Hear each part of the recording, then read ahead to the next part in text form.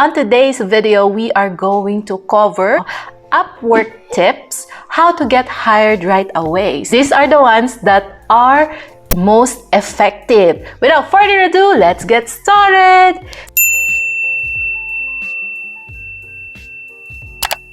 Hey Momshies, it's Mommy Ruth and welcome to another freelancing video here in my channel. I have a new video every Monday, so if you're into freelancing, being a mom, and all of those things, just consider subscribing. First one is how to customize your profile, and the second one is how to create your cover letter or yung paano yung pag-a-apply, yung ano isusulat mo sa pag-a-apply mo.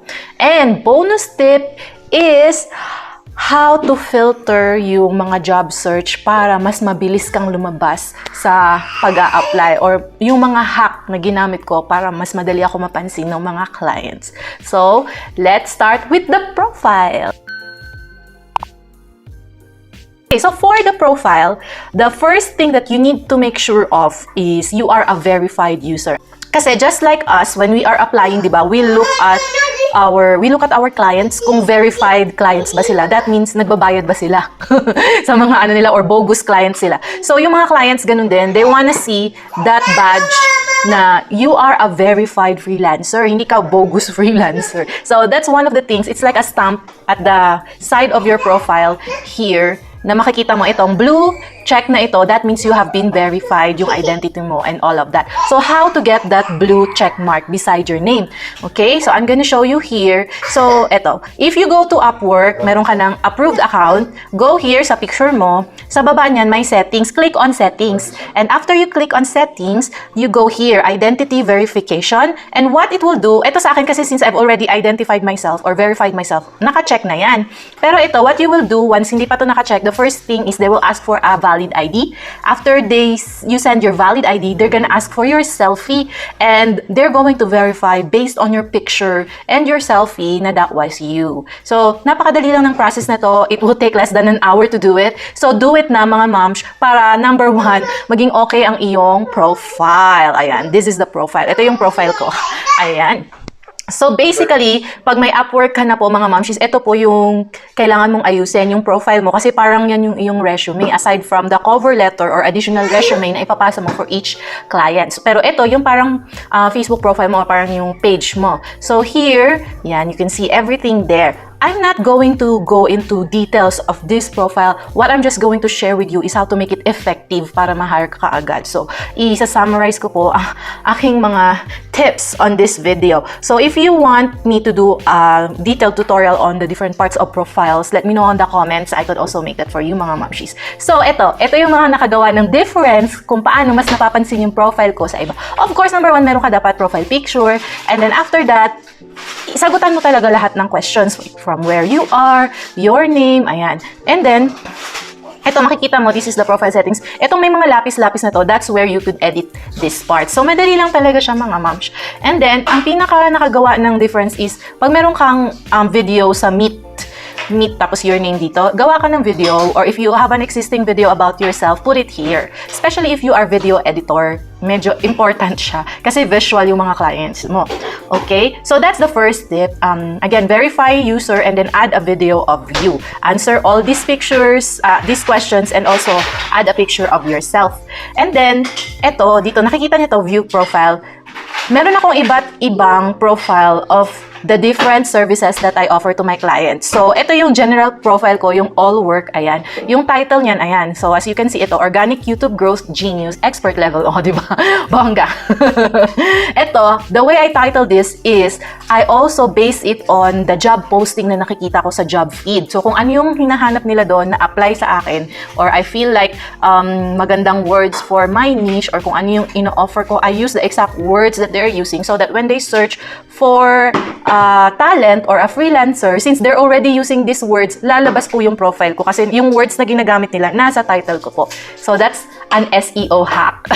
Kung hindi nyo alam yung SEO, it's one of the skills na high-paying job sa freelancing. Pwedeng mag-SEO sa YouTube, pwedeng mag-SEO sa websites or sa blogs. So yeah.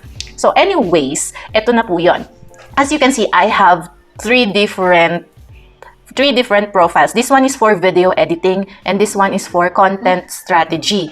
Okay, so this is something about SEO, paano gumawa ng content, and different ways to make sure na yung YouTube mo will grow organically. So that is my expertise. So for you, if you want to create different things, like if you want to be a VA, you can create one specific profile for being a VA. And if you want to do, for example, video editing, you could do another profile for video editing. So it actually doesn't matter yung nandito sa all work for me kasi I think you're gonna put in here yung pinaka pangmalakasan mong service.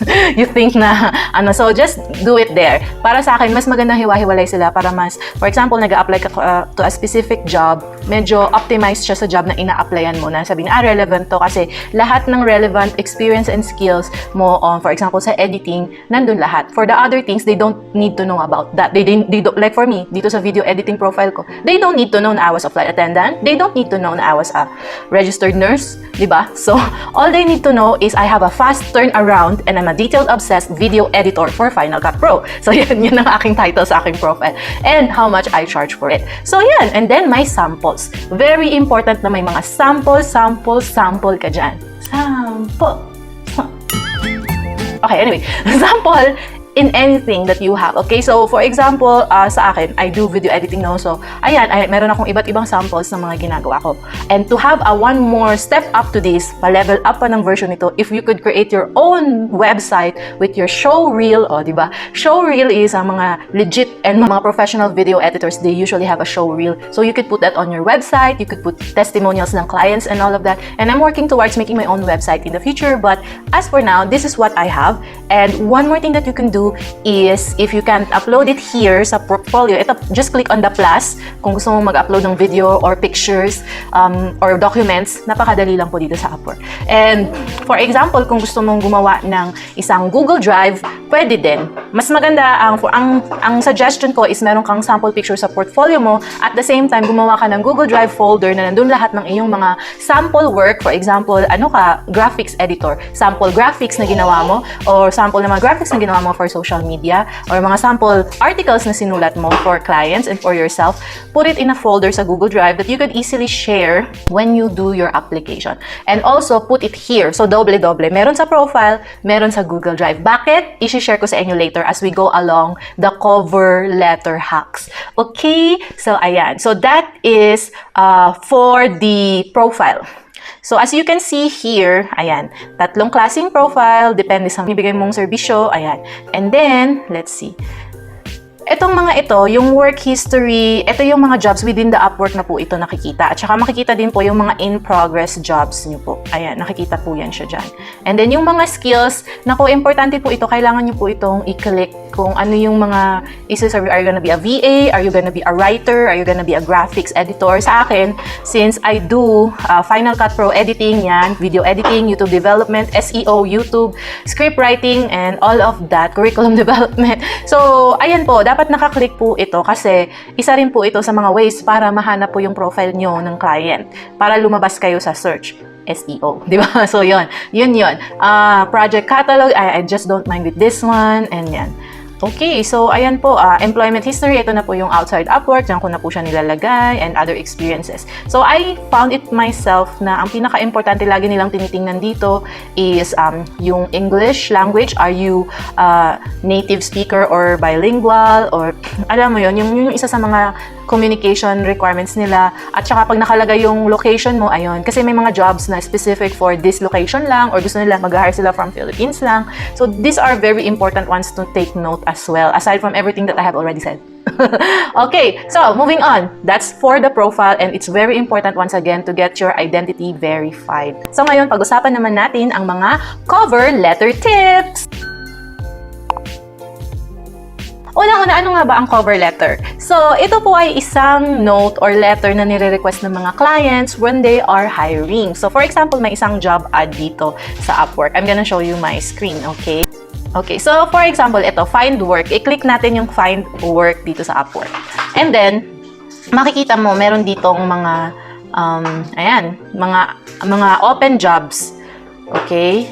So, para mag-apply po kayo sa job na to, you have to click Submit Proposal. So, pag kinlik niyo po yung Submit Proposal, may lalabas po dyan na magre-request sila ng cover letter. Ayan. Or it's required to apply for a cover letter. Ayan. Or add cover letter. So, kasi po, di ba meron na tayong profile? Automatic na po yung profile natin. Masasubmit na po yun sa job ad na ito once na nag-apply tayo. Pero, an additional thing that you can do to stand out from all the applicants is add a cover letter dito po. Dito mismo sa area nito. So, when you add a cover letter dito, para lang din siyang resume or para lang siyang letter to the hiring manager na I saw your ad, ito yung skills ko, and check me out. Ayan. So, ganun lang. And then, you submit a proposal. So, tip number 1, be specific. So, bago nyo po ito kinlik yung submit proposal, basahin nyo po yung job details and you could also see it here. So, sometimes, may mga sasabihin sila, kailangan ko video editor at saka graphic designer. So, dito sa cover letter mo, you have to use the exact same words na ginamit nila to describe the job. Also, how you can help. So, dapat specific. Hindi pwedeng generic ang iyong cover letter. Obvious na po na generic at copy-paste ka lang sa iba't ibang application, di ba? So, you have to tweak it. Yeah, okay lang na meron kang template, pero you have to tweak it in every and each application para hindi masayang ang iyong pag-apply. Okay, the next tip is follow instructions. Okay, minsan, sa dami ng mga nag-a-apply, yung mga hiring managers, they will put here, sa napakahabang post nila, sa dulo, sasabihin nila, write I am human on top of your application so that I know that you read all throughout. So, watch out kayo sa mga ganong mga pasabog nila or ganong mga pa-effect nila. And talagang minsan, once na walang nakalagay na ganon sa simula pa lang ng cover letter, hindi na nila papansinin ang iyong application. So, ilalagay mo po yan dito sa cover letter mo. So, follow instruction. Okay. Next tip is show samples that are relevant to the job ad. For example, this job ad is, let's say, is for a real estate company. Hindi na ako magbibigay ng sample for a vlog or a sample for a documentary. Ang isi-share ko is a sample na relevant sa real estate. Kung wala man akong sample sa real estate, anything na medyo malapit na. So, for example, I could do, this is a sample of my video of a house tour. Medyo malapit na ng konti. I know it's not real estate, but it's a little bit closer, mga ganun. So, this is how I do edit for that. So, at least, hindi simang yung application mo. You know what simang is? Sa Bisaya, it means like parang masyadong malayo sa topic. So, the next tip is keep it simple. Hindi mo kailangan magsulat ng isang nobela dito sa cover letter. Keep it straight to the point and simple. First, i-check mo kung meron siyang special instructions na may kailangan kang specific words na isulat sa itaas. And then, sabihin mo na, hi, I'm a video editor for 6 years. That's my template. Tapos, dati kasi sasabihin ko pa, hello, I have a YouTube channel. Ang dami kong explanation, So, keep in mind, these hiring managers or these clients, they really don't spend a lot of time reading through all the applications, especially if umaabot ng 120, 80 applications per job ad ang nangyayari. So, hindi nila mababasa lahat yan. So, keep it straight to the point. I-bullet down mo yung mga points na what you are skilled in and how you can help solve their problem. So, you could also say, for example, yung job post niya, may problema siya. You will say, these are my other job experience in this types of problems. Like, for example, we had a job post before for chroma keying experts and we have a problem in chroma keying. And then, sulat mo sa cover letter mo na yun, I have experience working with chroma key. Here are the samples of my work. Ganun lang. I have experience in this and this is the sample of my work. I have experience in this and this is the sample of my work. Or I have skills in this. Ayun. Sa Upwork, bago ka mag-apply, you are spending connects. Connects is parang score or yung points na kailangan mo para makapag-apply. So, iba-ibang jobs, iba-ibang amount of connects ang kailangan nila. Like, some of them are 6 connects, 4 connects, iba 2 connects lang. It depends on the client. Pag verified client siya, pag marami na siyang nabayaran or project sa Upwork, pag marami na siyang project sa Upwork, mas mataas yung connects to apply for their job. That means most likely legit yung client mo. So, pag baguhan pa lang yung client mo, 2 connects lang yan or 4 connects. So, gawin mong yung cover letter mo, ang point ko is, make sure na mag-reply talaga sila sa'yo. So, inilalagay ko palagi sa cover letter ko na I'm available this time, let's say 9 to 12 midnight plus 8 GMT Philippine time on a daily basis if you want to discuss or if you want to see if I'm a good fit to your team or to your project.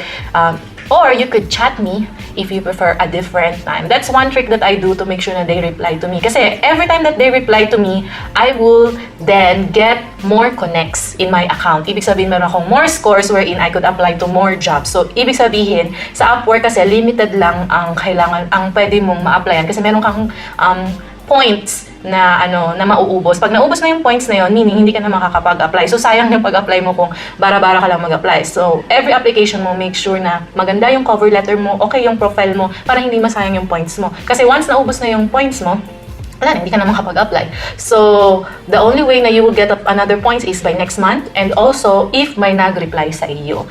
So, ayun, you always say sa cover letter na feel free to contact me should you have any questions, or alam mo yun, just to entice them to reply to you. Kasi every time they reply to you, you get points. Okay? Speaking of connects, by the way, pag naubos na siya, pwede ka naman bumili ng connects. So, $12 is 80 connects. Pero sayang din yung $12 na yun. Di ba? Sayang din yung $12 na yun. Imbis na isasweldo mo na yun, abono ka pa, di ba? So, ayun. Ayusin na lang natin yung cover letter natin. Before I share a sample script that I do for my cover letters, which is very effective, I think, compared sa first cover letters na ginawa ko when I first started. I wanna share with you, isa sa number one reason kung bakit makukuha mo yung job is if you understand the brief, understand yung job posting, and point out in your cover letter how can you specifically help them. So yun talaga yung pinaka-main point doon. If there's anything that you would remember in this video or how to do your cover letter, this is it. Understand the problem, and on your cover letter, make sure that you point out how you can help them with their problem. By saying your experience, or by saying, I know how to do this, or by saying, I am skilled in that expertise, or I can do that. Parang anything like that. But it has to be specific kung ano yung sinulat nila sa job ad. So that's it. I'm gonna share with you now on my screen a sample script that has been very effective with me. Okay. I do have a lot of scripts. And yung pinaka-basic script ko na sobrang effective and sobrang straight to the point is this one. Let me check. Here. So, ito, i-share ko sa inyo. So, this is how it is. Pag ginamit ko to, I have to add additional details. Hindi pwedeng copy-paste kasi I have to, ito yung bali yung pinaka-base niya, and then I have to customize depende sa ina-applyan ko. So, ayan. So, I have been editing with Final Cut for 6 years. Use a link to my portfolio. Ito yung drive na sinasabi ko earlier where you could put in your sample videos. I know about, ito yung sample din about my YouTube channels. Ayan. And should I be selected to join your team, I would like to learn and grow my skills. Let's go ahead and have a chat if you want to see if I'm the right fit for your business. So here, I'm encouraging them to chat me up. Kasi when they chat me up, I get connects. And ito sinabi ko yung schedule ko. I'm also available for Zoom meetings online daily from 9 p.m. to 12 a.m. midnight. And you can go ahead and message me if you prefer another time. Thanks, Ruth. So this is very straight to the point. And if I could add anything, if I need to add anything, here, this is where I will put the addition. This is where I will put yung mga specific things na kailangan nila sa videos or sa job post nila. For example, it's a documentary job post. So here, I could say, I have been working with a documentary client on this channel. Siyempre, may links talaga lahat. Meron dapat talagang ebidensya. Dapat may ebidensya yung mga ginagawa mo. So here, dito ko siya isisingit. Do that, and you answer additional questions. May mga additional questions kasi yan yung iba, like this one. So, if they have additional questions, make sure that you answer them. Pag-answer, ang pattern is always like giving the answer and then giving a sample if possible. So, it's more enticing that way kasi may ebidensya ka, di ba? Ebidensya is the key word of the day. Okay, so here are my bonus tips. Andito na tayo sa ating bonus tips. Kung oh, galit na si Rain. Ah, no, Didi. Okay, bonus tips kung paano mag-apply. So, bago ako mag-apply, the best tip that I've learned online and I have applied and very effective is this one. Pag nag-a-apply ka, make sure na ang goal mo kasi, ikaw yung mauuna sa pag-a-apply. Ikaw yung unang person na nag-apply sa job ad niya. So, sa listahan, nauuna ka. So, kasi, in average, a client will just look at the first 10. Kasi kung sobrang dami na nag-apply, di ba? First 10 lang yung apply na, and usually may makukuha na sila dyan na freelancer. So, whenever I'm searching for a job, I will click on here. Let's look at my screen. The advanced search. Pwede kang gumawa ng filter. Itong filter by. So, sa filter by, ang lagi kong kiniklik is less than 10 and 5 to 10. Ibig sabihin, kaka-post pa lang ni client ng job ad niya. And pag ginawa mo yun, ikaw yung mauuna sa pag-a-apply, di ba? So, for example, I'm looking for video editing job. Ayan. And, ayan, ilalagay ko yan, video editor, and ito. Ito yung number 1 tip ko talaga, guys, kasi hindi na to, wala na tong iba, okay na yan. Ang importante is, makikita mo dito kung kailan niya pinost yung job ad niya. Ito, 8 hours ago. Ito, 37 minutes ago. Alam mo yon. So, pag ikaw yung nauna, mas more likely ang chance na mapapansin nila ang iyong application. So, ayan. 11 hours ago, 12 hours ago, ayan. So, this is really amazing mga Momshies kasi hindi nasasayang yung aking effort sa pag-apply ng jobs. Minsan kasi sa feed, hindi yan naaayos, no? So, hindi nasasayang yung mga connects ko or yung effort ko sa pag-apply ng job na probably meron na silang na-hire or meron na silang ini-interview. Also, pag kinlik mo to, for example, this one, 37 minutes ago, click on the job ad. And after you click that, ibaba mo yung scroll dito, activity on this job, makikita mo ilan na ang nagbigay ng proposal. And then, last viewed by client, 24 minutes ago. Ibig sabihin, actively looking pa siya. Pag 3 days ago, 5 days ago na yan, wag na po kayong mag-apply. And itong interviewing is ilan na yung mga kausap niya na hindi pa na-hired. Kasi dito makikita naman if may na-hired, may ilalagay dyan hired. So, this is one of the best ways to filter and paano hire ka kaagad. So, ayan. If you want to make your job search more efficient and mas level up pa talaga sa mga pinagsasabi ko on this video, there is one more thing that you can do. You could download Upwork on your app or on your phone. May Upwork yan. Okay? So, as you can see, meron akong Upwork sa phone ko. And pag kinlik ko yung jobs, usually, I use this for chats and also I use this for looking for jobs. Mas madali sa phone, di ba? Kaysa nasa laptop ka kasi magsiset up ka pa. What if may mga anak ka, kagaya ko ng mga inaasikaso, di ba? So, pag dito, you could also filter this. Pwede mo siyang i-filter. Okay, so when you're searching a job, here sa Upwork, just click on search. Ayan. And then itong icon na to sa gilid ng search bar, click nyo po yan. And then, dito nyo po i-click either sort by newest, tama na po to. You could also do by category if you want. Ayan. Pero here, I always just make sure na ito, less than 5 and 5 to 10. Pwede rin 10 to 15 if you're risky, di ba? And then, just click on apply. Ayan. And then, lalagay ko na yung keyword. Maybe I want to search YouTube, SEO, mga ganon. Or YouTube lang, yan. Okay, so pag sinearch ko siya, ayan, makikita ko yung mga posted 1 hour ago lang, yung mga posted 5 minutes ago. So you can see, ayan, everything related to YouTube. And yung mga wala pang na-hire, dito rin siya makikita. So, nakaka-addict to mga moms pag meron kang Upwork sa phone mo. And also, lagi kang na-update kung ano yung mga bagong jobs available in the market. Kasi minsan, like for me, if your niche is medyo konti lang, like video editing, konti lang yung mga naghahanap. So, mas magandang lagi kang updated. So, for example, nasa CR ako. And I could just use my phone to search for jobs, you know, habang, doing something else. Nag-skincare, naghahanap ng jobs. So, yun yung magandang way to always be alert sa mga hiring and to be the first one to apply. So hopefully, Momshies, this video has helped you, inspired you, and moved you to action para mag-apply sa iyong next gig on Upwork. So I hope it makes sense para sa inyo yung mga tips ko. Kasi personally, it's been really effective. Kasi nung simula, umiiyak na ako after 3 days, wala pa rin nag-hire sa akin. So I need to do something else to make sure na okay yung mga application ko. Just don't give up for the first few weeks and months na nag-a-apply ka. Talagang ganun talaga minsan. Hindi mo mahanap yung tamang timpla. Pero just tweak and anything na bagong matutunan mo, apply and apply to your profile and then also apply and apply to different jobs. Kasi makukuha mo rin yan. Dadaan ka talaga sa stage na iiyak ka kasi walang pumapansin sa'yo and sa stage na gusto mo nang mag-give up. Normal lang yan. Just push through, at least say try again. Just try again. Kasi pinagdaanan ko rin yan mga Momshies. Gusto ko na mag-give up nung simula. Pero buti na lang, hindi ako nag-give up. And ngayon, I am a full-fledged freelancer mama. And ayun. If you like this video, make sure that you click that notification bell kasi on the next video, I'm going to share with you my day in the life as a freelancer mom, taking care of the family the whole day and working at night and during nap time. So, kung paano yung workflow ko na hindi ako na-overwhelmed. So, eto po, yung mga nagtatanong sa akin kung how to be you and paano ko ginagawa yung ginagawa ko. Eto po yun. It's gonna be on the next video. Click the notification bell to be notified when that video is out. And for the meantime, make sure that you binge on my other freelancing videos. Here, tama ba? Here and here? Or here and here? Here and here? Here and here. And I will see you on the next video. Bye! Mwah.